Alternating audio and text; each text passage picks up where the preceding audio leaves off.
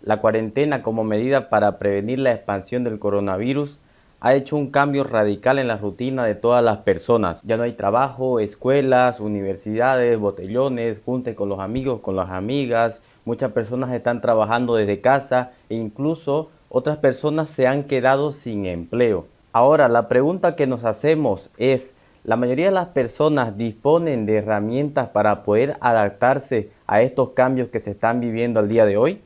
Hoy queremos darle la bienvenida a Halder Delgado, licenciado en psicología con especialidad en psicología clínica. Actualmente trabaja en Trance, Centro Psicoterapéutico Estratégico.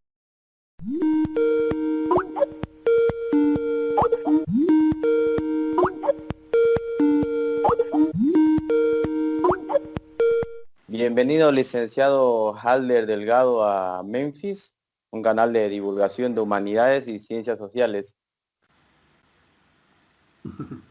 Muchas gracias, estimado Germán. Estoy muy contento de estar en esta ocasión en tu canal y obviamente a tu servicio y al servicio de tus espectadores. Muy bien, muchas gracias. Entonces, el día de hoy lo que nos preocupa es tratar algo que se está viviendo al día de hoy por el tema del confinamiento y el estado de alerta y la cuarentena que se vive en la ciudad.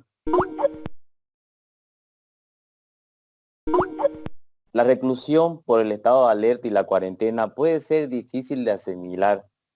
¿Cuál es la mejor manera de explicar esta situación en la que nos encontramos? Es cierto que para muchas personas es y ha sido difícil la asimilación de la que nos encontramos.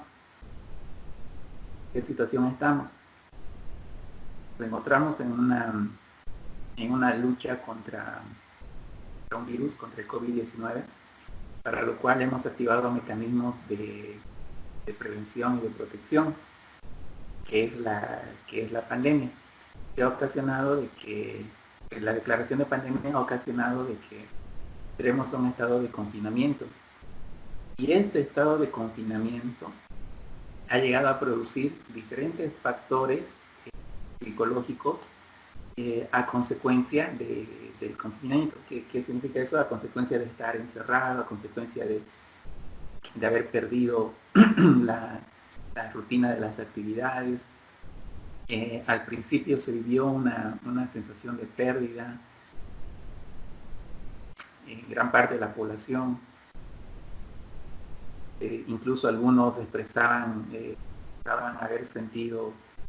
tener una sensación de pérdida de sentido de la vida, o sea, además del miedo, ¿no? Del miedo que genera, que produce.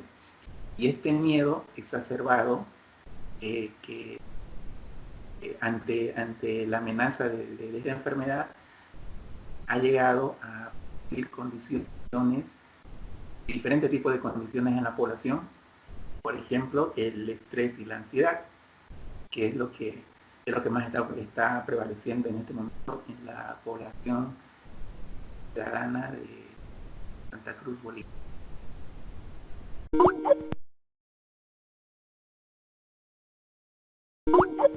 Bien, acabas de mencionar sobre el estrés y la ansiedad. ¿Nos puedes explicar un poco más sobre eso? Claro que sí. Es bueno entender lo que es el estrés y la ansiedad. Y hay que saber diferenciarlo. El estrés y la ansiedad es como muchas veces llegamos a confundirlo, que tienen respuestas fisiológicas o síntomas muy similares. Pero a ver, empecemos por identificar el estrés. El estrés parte de una reacción, es una reacción que tenemos todos los seres humanos eh, ante una amenaza. Es una reacción fisiológica de supervivencia para poder protegernos y tomar acciones ante una amenaza. ¿Qué significa esto? De que se presenta un estímulo externo, el cual nosotros ante ese estímulo en milésimas de segundo se activa un mecanismo de protección en nuestro sistema nervioso central, donde segregan hormonas en el hipotálamo para poder activar la secreción de cortisol en el sistema suprarrenal. El cortisol, en combinación con la dopamina, llega a producir adrenalina.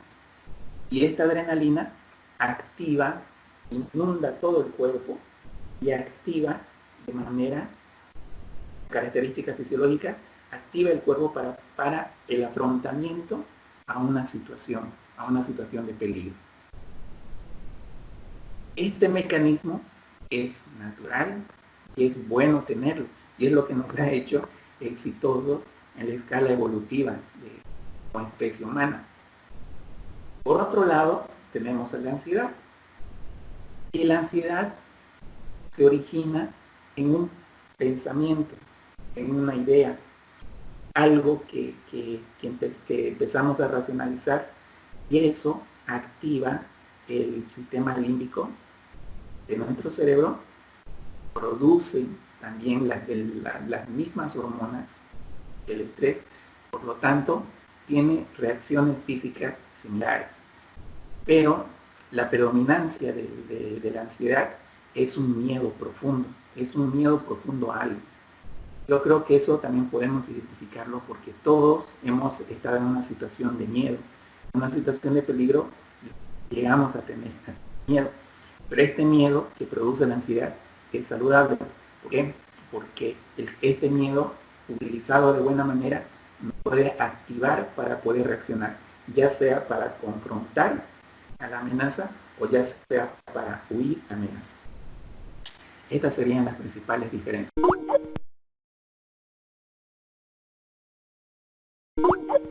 ¿Cómo puedo yo saber si tengo ansiedad o estrés? ¿Cuáles serían los indicadores? Bueno, es importante o sea, agradezco la pregunta porque es importante conocer las características principales. Ya hablamos de que son reacciones fisiológicas, reacciones físicas, pero ¿cómo nosotros podemos empezar a identificarlo? Y luego hablaremos de cuál es la importancia. Por ejemplo, en el caso del estrés, cuando esta respuesta adaptativa que tenemos ante una amenaza es muy frecuente, entonces esto va a llegar a producirnos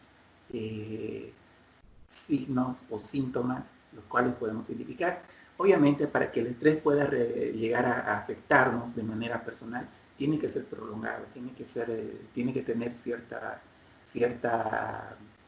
frecuencia. Entonces, ¿cómo podemos saber de que estamos sufriendo por estrés? Porque vamos a identificar dos cosas, ¿no? Una cosa es el eustrés, que es el estrés sano, y está el distrés, que sería el estrés dañino, el estrés malo. Entonces, dentro del distrés, para poder identificar, para saber qué es esto, podemos mencionar de que, por ejemplo, hay trastornos del sueño, existen trastornos del sueño, existen trastornos digestivos, normalmente viene acompañado de ciertos dolores de cabeza, pérdida de memoria, a veces hay falta de energía, falta de concentración, en algunos casos también produce problemas sexuales, el estrés afecta mucho al rendimiento sexual, los malestares en el estómago, los malestares gástricos, no sé, en algunos casos, o sea, se produce o bien pérdida de peso súbita o también subida de peso. Entonces, son características que no aparecen debido a situaciones concretas. Y cuando nosotros empezamos a identificar estas posibles características, es bueno que asistamos a un profesional para que pueda diagnosticar y ver, ¿no? Porque nosotros podemos identificar algunas características, pero quien tiene la última palabra para poder definir el estrés es justamente un profesional de salud.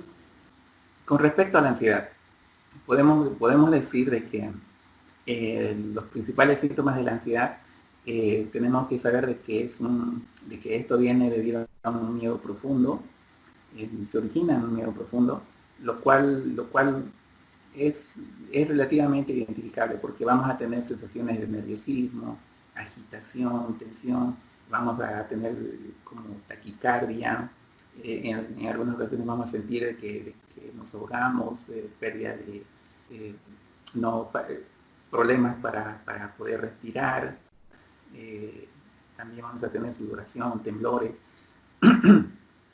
También al igual que el estrés, también vamos a tener problemas para conciliar el sueño.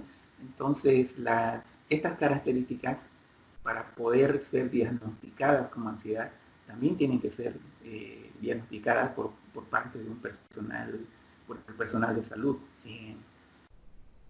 Porque no solamente, eh, no solamente son características comunes, que muchas veces las tenemos, las vivimos, que son reacciones a veces normales, adaptativas.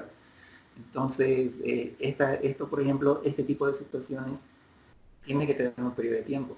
En la ansiedad en la ansiedad generalizada se determina que debe ser por un periodo de 6 meses, por ejemplo. Entonces, si nosotros vemos este tipo de sensaciones que son recurrentes, que están afectando nuestra vida, pues entonces es oportuno asistir al personal de salud para poder identificar y ver abordar el problema de una manera más saludable.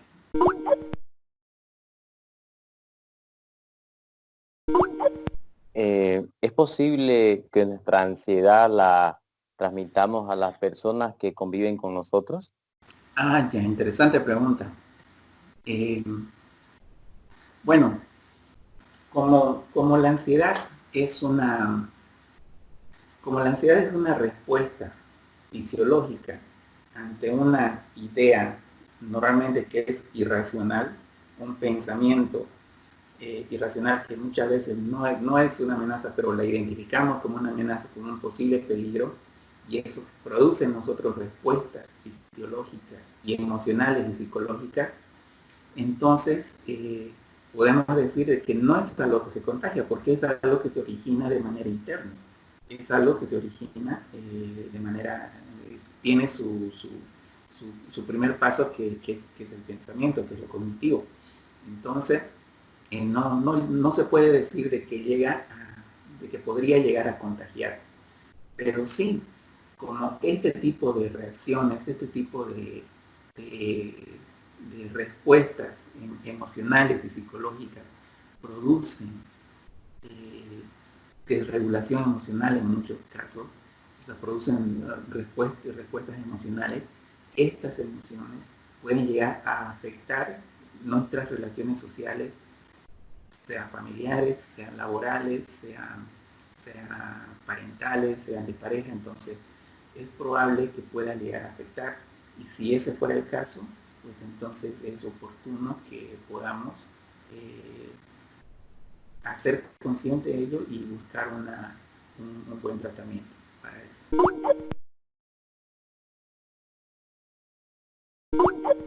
Hoy en día, con las redes sociales y el tema de la facilidad que hay de obtener información, y la información muchas veces que se maneja es fake noticias, noticias falsas. ¿Crees que las noticias sobre la pandemia pueden provocar estrés? Bueno, se dice de que hoy vivimos en una era de la posverdad, ¿no? Tenemos que tener mucho cuidado con aquella información que consumimos.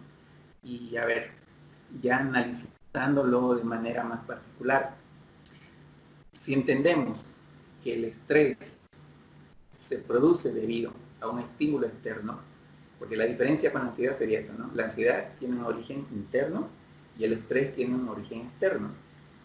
Entonces, si el estrés, que tiene un origen externo, activa activa el cuerpo para afrontar una situación de peligro, entonces es muy probable que una noticia falsa, alarmante, una noticia que escandaliza, pueda llegar a afectar y generar estrés en las personas y en la población. Entonces, esto es un fenómeno de la posmodernidad, o sea, la posverdad, de la cual tenemos que aprender a combatirlo. ¿De qué manera?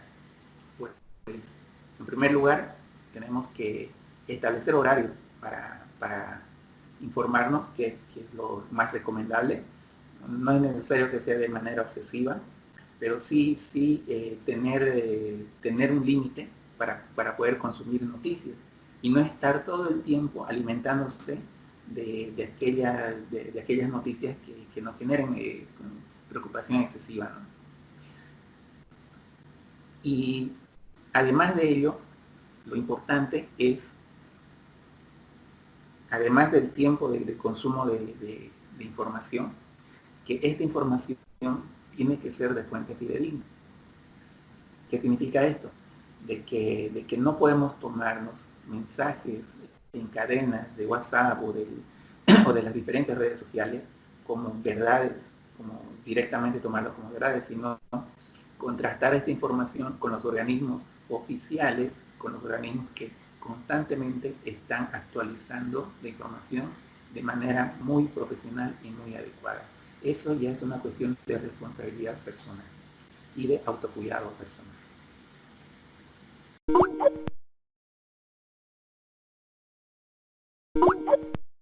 ¿Cómo podemos evitar la aparición de la ansiedad?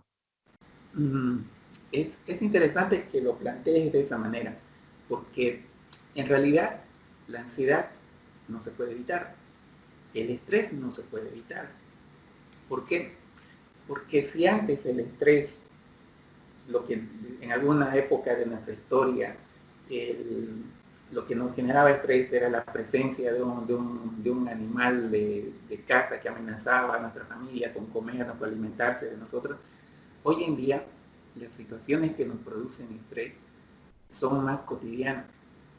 El estrés puede producirse en nuestro ambiente laboral, eh, ya sea porque no pudiste cumplir con un trabajo a tiempo, ya sea por la presión del jefe, ya sea por la cantidad de actividades que uno se va acumulando y es un poco difícil llevarlas, organizarse. Entonces, este tipo de estresores, de estímulos externos, pues, pues llegan, ¿no?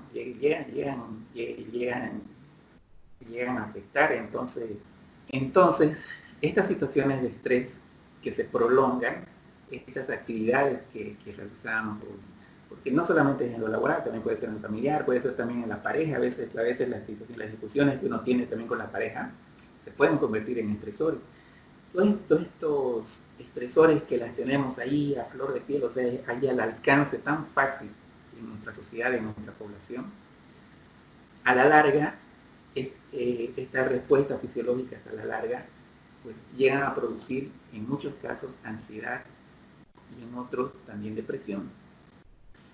Entonces, si te das cuenta, la ansiedad es algo que no se puede evitar.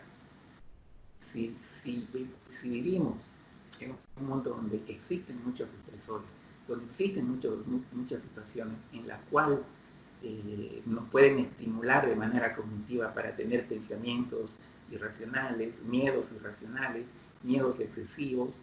Entonces, yo creo que ponerse a la tarea de evitar la ansiedad puede incluso generarnos más ansiedad. Es paradójico, pero es la realidad, o sea, es así. Entonces, lo mejor que podemos hacer como personas que cuidamos de nuestra salud no es preocuparnos en evitar la ansiedad, sino en, en saber qué hacer cuando estas situaciones que son parte de nuestra vida, que son parte de lo que estamos viviendo también ahora, de estas situaciones de ansiedad que también genera el confinamiento y el estar encerrados y el estar todo el tiempo bombardeados con información que nos llenan de miedo, de preocupaciones, de incertidumbre, de no saber qué va a pasar más adelante. Eso no lo podemos evitar. Entonces, lo que tenemos que saber es identificar estas situaciones, identificar estas situaciones de estrés y estas respuestas emocionales debido a la ansiedad que tenemos y gestionarlas. ¿Por qué? Porque la ansiedad muchas veces produce desregulación emocional. Y nosotros nos encontramos en la práctica clínica como psicólogos de que lo más desadaptativo en estas situaciones pues es el manejo de lo emocional. Y por eso es importante la gestión de las emociones en este caso. Y es algo con lo cual venimos trabajando a nivel profesional como apoyo a toda esta situación que estamos viviendo en nuestra ciudad y en nuestro país.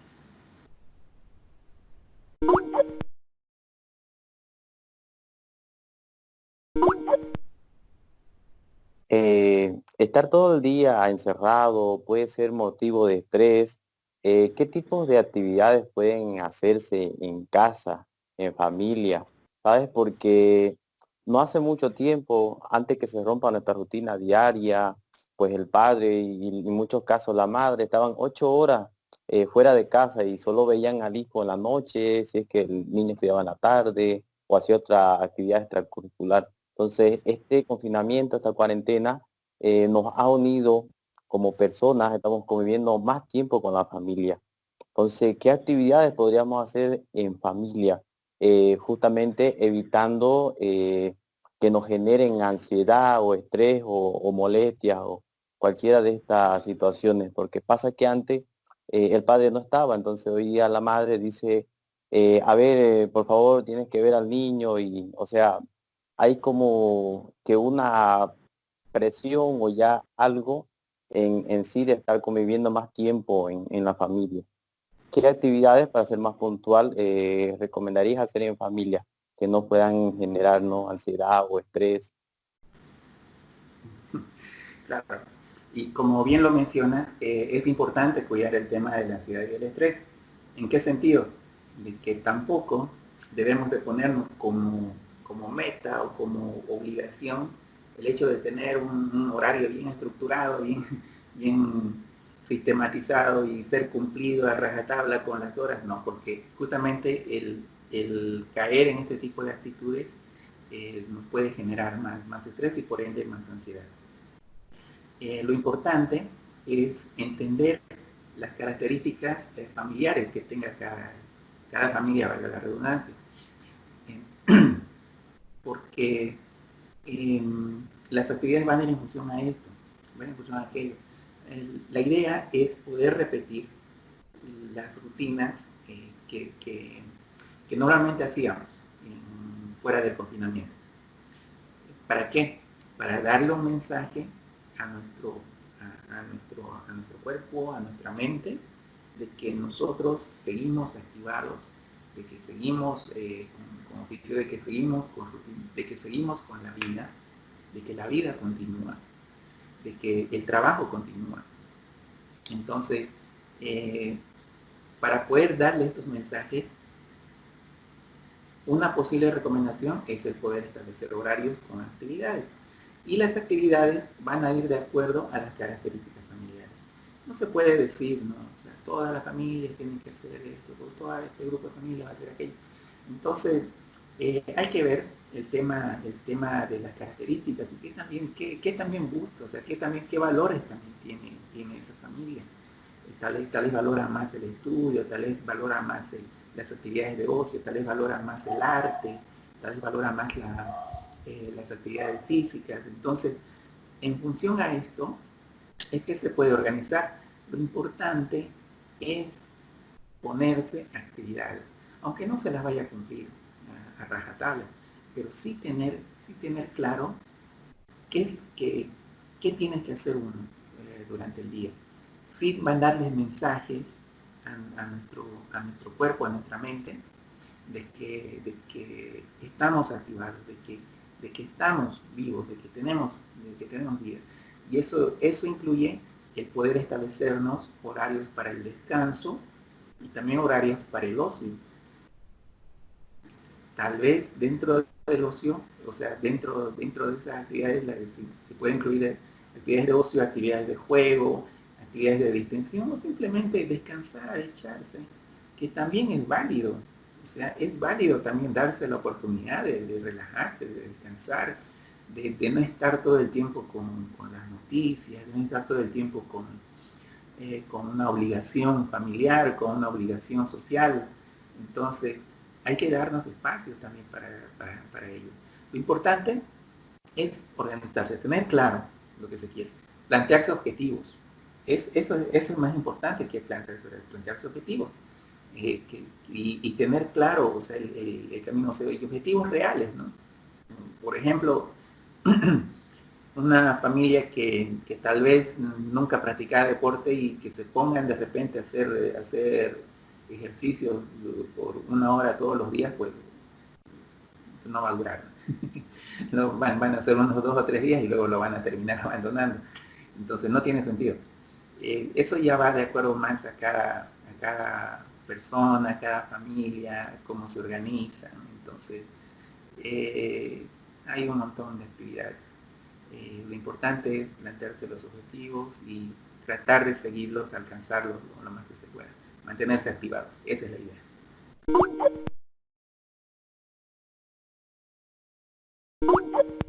Que tengan que ver con los hábitos que mantenían hasta el momento, ¿no? Sí, que tengan mucha relación con aquellos hábitos. Correcto. Eh, ¿Qué sugieres como profesional de la salud mental con respecto a la actividad física para poder paliar un poco los efectos? Ah, qué excelente.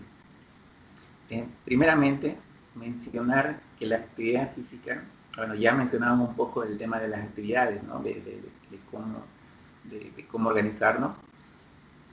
Y la Organización Mundial de Salud y los sistemas de salud de chinos fueron los primeros en enviar al mundo sus experiencias, ¿no? y decir de que algo que la principal bondad que tiene el establecer actividades físicas entre familia es el fortalecimiento del sistema inmunológico, del sistema inmune. Y esto es grandioso, o sea, porque el hecho de realizar ejercicios en casa es, y que a través de ello podamos fortalecer nuestro sistema inmunológico, además de la buena alimentación, además de los cuidados que debemos tener, pues es realmente importante. Y es algo que debemos considerarlo a toda la familia. O sea, no es necesario matarse haciendo ejercicios. No es necesario que tengan un espacio muy grande. Los ejercicios que se recomiendan o que recomendamos personal de salud pueden ser ejercicios de fuerza, de peso, pero también pueden ser ejercicios más livianos, como eh, subir y bajar escaleras, como pararse y sentarse de una silla, como levantar cajas, obviamente cuidando las posiciones para no lastimarse, ¿no? Levantar cajas, levantar bolsas, utilizar los elementos necesarios alrededor para poder, eh, realizar actividades físicas, porque esto es muy importante. En cuanto al tiempo, el tiempo que se debe realizar de actividades físicas, lo recomendable es entre 30 minutos a 60 minutos, pero por lo menos unos 30 minutos de ejercicio todos los días puede llegar a fortalecernos muy bien el sistema inmunológico. Si uno no tiene la costumbre, pues empieza, ¿no? y puede empezar con 10 minutos y luego podrá ir aumentando, pero sí es necesario tomar la responsabilidad con esto y ya. Dentro de estas actividades físicas también hay ejercicios de equilibrio, hay ejercicios para hacer equilibrio, como también existe el yoga, existe la meditación, que eso también activa y fortalece nuestro sistema inmunológico. Muy bien, gracias. A nivel de entrevista, pues hemos cubierto con las interrogantes y estoy muy satisfecho. Pero quería preguntarte si tienes alguna actividad que promocionar. Había escuchado y leí en tus datos biográficos eh, que perteneces a un grupo de psicólogos, ¿no? Y me gustaría que nos explique un poco más, ¿no? Claro, ¿no? Sí. Bueno, yo soy psicólogo y psicoterapeuta de profesión. En- radico acá en Santa Cruz, Bolivia. Y lo que hemos estado haciendo en, en estas últimas semanas, en realidad casi desde que empezó el confinamiento, nos hemos reunido un grupo de profesionales, psicólogos de la salud mental, y hemos tomado la decisión de darle apoyo a la población. ¿Qué significa esto? De que hemos establecido grupos de voluntariado, donde realizamos atención a la población en general, a cualquier persona de manera gratuita. Lo único que tiene que hacer es ponerse en contacto con nosotros. Obviamente, la forma de intervenir es muy diferente porque no estamos haciendo psicoterapia. Lo que estamos haciendo es atención en emergencia. Y eso es muy importante, porque eso nos ayuda. O sea, lo bueno es que hay relativa respuesta, una respuesta buena de parte de la población, pero todavía está, ¿no? Todavía hay algunas barreras que hay que ir rompiendo con esto de hablar con un psicólogo. A veces uno no cree que necesite de un psicólogo o simplemente no le da curiosidad o tiene miedo, entonces, qué sé yo, tantos factores. Pero es importante que tengan consciente de que este servicio um, está para la población, está activo en este momento. No solamente nosotros, no solamente nuestro grupo de voluntarios, hay muchos grupos de voluntariado que están trabajando a nivel departamental en los diferentes departamentos. Incluso aquí en Santa Cruz se han activado grupos con promoción del CEDES para atender a personal policial y personal de salud. Así que el objetivo de nosotros en estos días es apoyar de manera colectiva a, los, a, a la población en general. O sea, como parte de un todo, porque hoy en día tenemos que ser uno. Todos tenemos que ser uno. Nuevamente, muy agradecido por tu visita por el canal y un abrazo enorme. Gracias, muchas gracias a ti, estimado Germán. Yo estoy muy contento de haber podido ser parte de tu canal.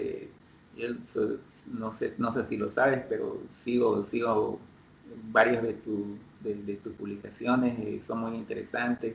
Creo que compartimos también cierto amor por la lectura y eso me hace sentir muy grato el poder ser parte de tu proyecto, del trabajo que realizas, que me parece muy interesante. Y estoy muy agradecido por ello. Un gran abrazo. Muchas gracias, entonces. Bueno, despedimos al psicólogo Halder Delgado y ya saben, ahí abajo en la descripción van a encontrar los números de contacto para este grupo de psicólogos, el número de contacto del licenciado Halder Delgado y sus redes sociales. Bueno, gracias por pasar por Memphis. Un abrazo fraterno para todos y para ti, Halder. Gracias, gracias. Un abrazo, Germán. Un saludo a todos.